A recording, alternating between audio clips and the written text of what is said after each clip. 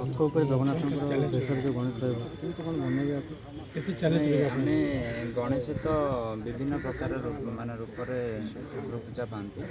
ତ ଆମେ ଏଇ କନସେପ୍ଟଟା ନେଇଛୁ ଯେ ଜଗନ୍ନାଥଙ୍କୁ ଆମେ ଗୋଟେ ଗଣେଶଙ୍କ ଫେସ୍ଟା ଆମେ ଜଗନ୍ନାଥଙ୍କ ଆଖି ତିଆରି କରିବୁ। ତ ଆଖିରେ ବନେଇକିନି ଆମେ ଗୋଟେ ନୂଆ ରୂପରେ ରୂପାନ୍ତରିତ ଠାକୁରଙ୍କୁ ଚ୍ୟାଲେଞ୍ଜ ତ ବହୁତ। ଏଇଟା ପ୍ରଥମ ତ ଭାବୁଛି ଓଡ଼ିଶାରେ ପ୍ରଥମ ଥର ପାଇଁ ଆମେ ଏଇ କଳାରେ ଆମେ ଦେଖିବା ପାଇଁ ଚାହିଁବୁ ଗଣେଶଙ୍କୁ। ଆମକୁ ବହୁତ ଚ୍ୟାଲେଞ୍ଜ ରହିବ। ଆମକୁ କେତେ କାରିଗରରେ କ'ଣ କ'ଣ ସବୁ କାରିଗର 30 ଜଣ ରହିବେ। ବିମ୍ବାଧର ମହାରଣା ଆମର ପ୍ରଥମ ଯେ ମୁଖ୍ୟ କାରିଗର ସେ ରହିବେ। ଆଉ ଆମର ବଢ଼େଇ ମାନେ ବି ଅଛନ୍ତି ରଥ ତିଆରି କରିବା ପାଇଁ। ଆମକୁ ହାରାହାରି ମାସେ ଭଳିଆ ଲାଗିଯିବ। ଏଥିରେ ବିଭିନ୍ନ ପ୍ରକାର ମେଟେରିଆଲ ଲାଗିବ। ଆମର କାଠରେ ଆମର ରଥର ଆକୃତି ତିଆରି କରାହେବ, କପଡ଼ା, ପିପିଲିର ଚାନ୍ଦୁଆ, ଆଉ ଜଗନ୍ନାଥ ଯେକୌଣସି ଆମ ଜଗନ୍ନାଥ ସଂସ୍କୃତି ମାନେ ପୁରୀର ଯେଉଁ ଯେକୌଣସି ପିପିଲି ଚାନ୍ଦୁଆଠୁ ଆରମ୍ଭ କରି ସେସବୁ ମେଟେରିଆଲରେ ଆମେ ରଥ ତିଆରି ନାଇଁ ସେମିତି କିଛି ରାସାୟନିକ ପଦାର୍ଥ କିଛି ଆସୁ ନାହିଁ। ମାନେ ହ୍ୟାଣ୍ଡମେଡ଼୍ରେ ସବୁ କାମ ତିଆରି ହେବ, ଯେଉଁଟାକି ଆମର ମାନେ ପ୍ରଫେସନାଲି ଆମେ ପିପିଲିର ଯେଉଁ ଚାନ୍ଦୁଆ ଫାନ୍ଦୁଆ ତିଆରି କରୁଛନ୍ତି, କପଡ଼ା ଫପଡ଼ା ତିଆରି କରୁଛନ୍ତି। ଆଉ କାଠର ଯେମିତି ରଥ ଆମର କରାହେଉଛି ପୁରୀର ସେଇ ଟାଇପ୍ର ସେମିତିକା ରଥ ତିଆରି ହେବ। ଆଉ କେବଳ ଜଗନ୍ନାଥଙ୍କ ରୂପରେ ଆମେ ଗଣେଶଙ୍କୁ ଦେଖିବା ପାଇଁ ଚାହିଁବୁ। ଏଇଟା ପ୍ରଥମତଃ ଆମେ ଭିଜୁଆଲ୍ ଆର୍ଟିଷ୍ଟ ଯେହେତୁ ଆମେ ପାଠ ପଢ଼ିଛୁ, ଆମକୁ ପ୍ରଫେସନାଲି ଆମକୁ ଦେଖାଯାଉଛି ଆମେ କେଉଁ ଭଳିଆ ରୂପ ଦେଇପାରିବୁ। ସେଇଟା ଆମେ ଭଲ ଗୋଟେ ଓଡ଼ିଶାର ଯେକି ଆମେ ଗୋଟେ ପ୍ରଥମ ଥର ପାଇଁ ଆମେ ଗଣେଶଙ୍କୁ ଜଗନ୍ନାଥ ରୂପରେ ଆମେ ଦେବା ପାଇଁ ଭିଜୁଆଲାଇଜ୍ ଆମେ କରିସାରିଛୁ। ଭଲ ବି ମଧ୍ୟ ହେବ। ଆଜ୍ଞା।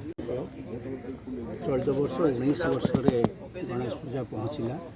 ଆମେ ଜଗନ୍ନାଥ ସଂସ୍କୃତିକି ନେଇକି ଏଥର ସ୍ୱତନ୍ତ୍ର ଭାବେ ଗୋଟେ ରଥରେ ଗଣେଶ ଶ୍ରୀ ଜଗନ୍ନାଥଙ୍କ ବେଶ ଶ୍ରୀ ଗଣେଶ ପୂଜା ପାଇଁ। ତେଣୁ ଏଇ ଯେଉଁ ସ୍ୱତନ୍ତ୍ର ଜଗନ୍ନାଥ ସଂସ୍କୃତିର ପ୍ରଚାର ପ୍ରସାର କରିବା ପାଇଁ ଆମେ ଏଇଟା ଗୋଟେ ଉପାୟ ଆମେ ପ୍ରୟାସ ସମସ୍ତେ କେମିତି ଯେଉଁ ଜଗନ୍ନାଥଙ୍କ ବେଶରେ ଶ୍ରୀ ଗଣେଶ ଯେଉଁ ରହିବେ ସେଟା ଗୋଟେ ସ୍ୱତନ୍ତ୍ର ଭାବେ ତାଙ୍କର ଯେଉଁ ସଚିବ ଅଛି କାରିଗର ଆମର ସିଏ ବହୁତ ବିଖ୍ୟାତ କଳାକାର ମାନେ ଯେଉଁଠି ଯାହା ଦିବସ ସରକାରୀ ଉତ୍କଳ ଦିବସ ହେଉ କି ସରକାରଙ୍କ ପକ୍ଷରୁ ଯେଉଁ ହ୍ୟାଣ୍ଡିକ୍ରାଫ୍ଟ ଜିନିଷ ହୁଏ ସେଥିରେ କରିବାରେ ସିଦ୍ଧହସ୍ତ। 30 ଫୁଟ ରଥର ହାଇଟ୍ରେ ଶ୍ରୀ ଗଣେଶ ଜଗନ୍ନାଥଙ୍କ ବେଶରେ ଦର୍ଶନ ଦେବେ। ପୂଜା ଆମର 7 ତାରିଖରୁ ଆରମ୍ଭ ହୋଇକି 11 ତାରିଖରେ ସରିବ। 10 ତାରିଖ ଦିନ ଗୋଟେ ଅନ୍ନପ୍ରସାଦ କ୍ଲବ୍ ପକ୍ଷରୁ ସମସ୍ତଙ୍କୁ ଦିଆଯିବ। ଆଉ ଯେଉଁ 2 ଦିନ 3 ଦିନ ରହିଲା ପୁରୁଣା ପାରମ୍ପରିକ ଭଜନ ଯେଉଁଗୁଡ଼ାକ ଯେତେବେଳେ ଶୁଣିଲେ ଭଲ ଲାଗେ ଜଗନ୍ନାଥ ସଂସ୍କୃତି ପରିଷଦ ପକ୍ଷରୁ ଭଲ କଳାକାରଙ୍କୁ ନେଇକି ପ୍ରତିଦିନ ଆମର କାର୍ଯ୍ୟକ୍ରମ ରହିଛି, ଯାହା ଶୁଣିବାକୁ ଭଲ ଲାଗିବ। ଆଉ ସବୁଦିନ ପାଇଁ ସେଇଟା ଚିର ସ୍ମୃତି ହେଇକି ରହିବ। ମୂର୍ତ୍ତିର ହାଇଟ୍ 8 ଫୁଟ ରହିବ। 30 ଫୁଟ ହେଉଛି ଆମର ରଥର ହାଇଟ୍। ସ୍ୱତନ୍ତ୍ର ରଥରେ ଯେହେତୁ ରହିଛି ଆଟ୍ରାକ୍ସନ୍ ହେବ ବୋଲି ଆମେ ଭାବୁଛୁ। ଏଇଟା ଆକ୍ଚୁଆଲି ଇଚ୍ଛା ମାନେ ଆମେ ଜଗନ୍ନାଥ ସଂସ୍କୃତିର ପ୍ରସାର କରିବାକୁ ଚାହିଁଲୁ ଯେ ଓଡ଼ିଶା ହେଉଛି ଦେବତା ଜଗନ୍ନାଥ ଶ୍ରୀ ଜଗନ୍ନାଥ। ତେଣୁ ଆମେ ଚିନ୍ତା କଲୁ ଯେ ଗଣେଶଙ୍କୁ ଜଗନ୍ନାଥଙ୍କ ଉପରେ ଦେଖାଯାଇପାରେ କି ଆମର ଯେଉଁ ସ୍ନାନ ପୂର୍ଣ୍ଣିମା ହୁଏ ସେଥିରେ ବି ଗୋଟେ ଗଜାନନ ବେଶ ହୁଏ। କାରଣ ତା'ର ଇତିହାସ ହେଲା ଯେ ବମ୍ବେରୁ ଜଣେ ଆସି ଦେଖିଲେ ସେ ଠାକୁରଙ୍କୁ ଗଜାନନ ବେଶରେ ଦେଖିବାକୁ ଚାହିଁଲେ। ତେଣୁ ସେଇ ବେଶଟା ସ୍ନାନ ପୂର୍ଣ୍ଣିମା କାର୍ଯ୍ୟ ସରିଲା ପରେ ଠାକୁରଙ୍କର ଗଜାନନ ବେଶ ହୋଇଥାଏ। ସେଥିପାଇଁ ଆମେ ଚିନ୍ତା କଲୁ ଯେ ଜଗନ୍ନାଥ ସଂସ୍କୃତିର ପ୍ରଚାର ପ୍ରସାର ଆମେ କରିବା। ଠିକ୍ କ'ଣ କହିବେ ଏଥର କାହିଁକି ଆସିଲା ରଥ ଉପରେ ଗୋଟେ ଏଥର ଆକ୍ଚୁଆଲି ରଥ ଉପରେ ଚିନ୍ତାଧାରା ଏଥିପାଇଁ ଆସିଲା ମାନେ ରଥର ଆକୃତି ବିଭିନ୍ନ ଜାଗାରେ ଆମେ ଦେଖୁଛନ୍ତି ଯେତେବେଳେ ରଥଯାତ୍ରା। ତ ଏଥରକ ଆମମାନେ ଯେତେବେଳେ ଦେଖିଲୁ ଯେ ରଥ ଉପରେ ଆମମାନେ ଯଦି ଗଜାନନ ବେଶ ବହୁତ ଦୁର୍ଲଭ ବେଶ ଯେଉଁଟାକି ବହୁତ କମ୍ ଜାଗାରେ କରାଯାଏ। ତ ଆମେ ଚିନ୍ତା କଲୁ ଯଦି ଆମେ ଗଣେଶ ପୂଜା ପ୍ରତ୍ୟେକ ବର୍ଷ ଆଜିକି 18 ବର୍ଷ ହେଲାଣି କରିଆସୁଛୁ। ଆମେ ଚିନ୍ତା କଲୁ ଯେ ଏ ବର୍ଷ ଯଦି ଗଣେଶ ପୂଜାଟାକୁ ଆମେ ଗଜାନନ ବେଶରେ ସ୍ୱରୂପରେ ଦେବା ତ ବହୁତ ମାନେ ଗୋଟେ ନୂଆ ଚିନ୍ତାଧାରା ହେବ, ଯେଉଁଟାକି ଆମମାନେ ଆଗରୁ ବି ମଧ୍ୟ ଗଣେଶ ପୂଜା ଯେତେବେଳେ ଆମେ କରିଛୁ ଆମମାନେ ମୁଦ୍ରାରେ କରିଛୁ, ଆମମାନେ ମାଳିରେ କରିଛୁ। କିନ୍ତୁ ଏ ବର୍ଷ ଆମେ ଚାହିଁଛୁ ତାକୁ ଆମେ ଗଣେଶଙ୍କୁ ଗଜାନନ ବେଶରେ ଦେବା। ଆଉ ଗଜାନନ ବେଶରେ ଯଦି ଆମେ ଠାକୁରଙ୍କୁ ଦେବା ତ ଗଜାନନ ବେଶଟା ଠାକୁରଙ୍କର ରଥ ଉପରେ ହିଁ ଭଲ ଲାଗିବ।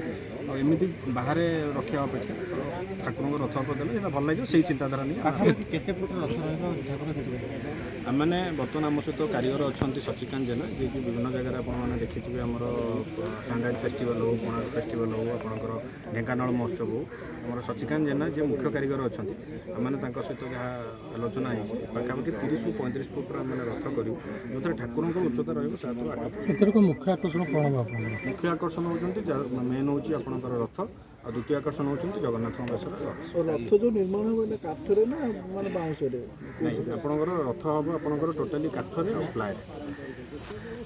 ବୟସ୍କ ଲୋକ ପାଇଁ କ'ଣ କ'ଣ ସବୁ ସୁବିଧା ବ୍ୟବସ୍ଥା? ଯେମିତିକି ଆପଣମାନେ ଏଇ ଯେଉଁ ଆମେ ଏଥର ଯେଉଁ ପୂଜା କରୁଛୁ, ଆମେ କେବଳ ଯେ ତା ଦେହରେ ଠାକୁରଙ୍କୁ ପୂଜା କରୁ ସେୟା ନୁହେଁ, ଆମେ ତା ସହିତ ଆମେ 4 ଦିନ 5 ଦିନ ଧରିକି ବିଭିନ୍ନ ପ୍ରକାର ସାଂସ୍କୃତିକ କାର୍ଯ୍ୟକ୍ରମ କରିବୁ, ଯେଉଁଥିରେ କେବଳ ଭଜନ ସମାରୋହ ସହିତ ଆଉ ଭଜନ, ଓଡ଼ିଶୀ ପ୍ରବଚନ ଏଇଗୁଡ଼ା ଆମେ କରିବୁ।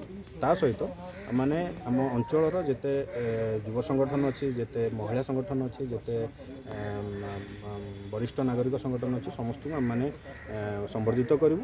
ତା ସହିତ ଆମେ ପୂଜା 7 ତାରିଖ ପୂଜା ପରେ 8 ତାରିଖ ଦିନଠୁ ଆମମାନଙ୍କର ଚିତ୍ରାଙ୍କନ ପ୍ରତିଯୋଗିତା ଆମମାନେ ଛୋଟ ଛୁଆଙ୍କ ପାଇଁ କରିଛୁ, ଯେଉଁମାନଙ୍କୁ ଆମେ ସବୁଦିନ ସନ୍ଧ୍ୟାବେଳେ ସେମାନଙ୍କୁ ସମ୍ବର୍ଦ୍ଧିତ କରିବୁ। ଯେମିତି ରଥରେ ଯେମିତି ଲାଗେ, ଯେ ରଥଯାତ୍ରା ଯେମିତି ଲାଗେ ସେମିତି ଏବେ ଗଣେଶରେ ଆପଣ ଯେଉଁ କରୁଛନ୍ତି ସେଟା ରଥଯାତ୍ରା ଭଳିଆ ଲାଗିବ କି? ଚେଷ୍ଟା ତ କରିବୁ ଆଜ୍ଞା, କିନ୍ତୁ ଆମେ ରଥଯାତ୍ରା କେବେ କରିପାରିବୁନି, କାହିଁକିନା ଠାକୁରଙ୍କର ସେ ରଥଯାତ୍ରା ବହୁତ ବଡ଼ ଜିନିଷ। ଆମେ ସେଇଟା ଚେଷ୍ଟା ବି କରୁ।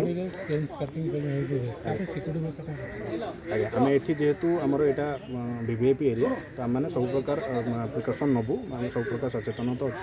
ଆମମାନେ ଚେଷ୍ଟା କରିବୁ କୌଣସି ପ୍ରକାର ଯେମିତି ଡିଷ୍ଟର୍ବାନ୍ସ ନ ହୁଏ।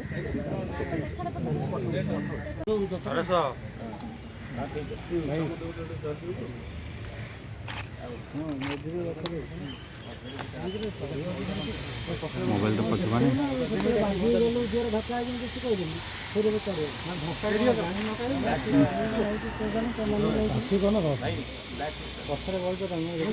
ଭାଇ ଆଉ ଟିକେ ଘୁଞ୍ଚି ଗଲେ ଆଉ ଟିକେ ପଛକୁ ଆସୁନ ଟିକେ।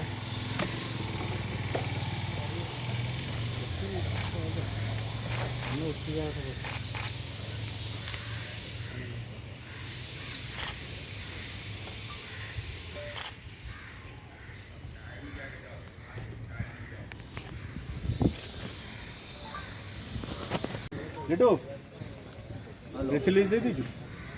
ଆଜ୍ଞା ଆଜ୍ଞା ଆପଣମାନେ ସାର୍ ଚାଲିଛି ଏବେ ପୁରା କଣ୍ଟିନ୍ୟୁସ୍ ଅଛି। ଏଇଟା ଆଜ୍ଞା ୟୁନିଟ୍ 4 MLA କଲୋନୀ, ମାନେ ରବୀନ୍ଦ୍ର ମଣ୍ଡପର ବ୍ୟାକ୍ ସାଇଡ଼୍ଟା ପୁରା।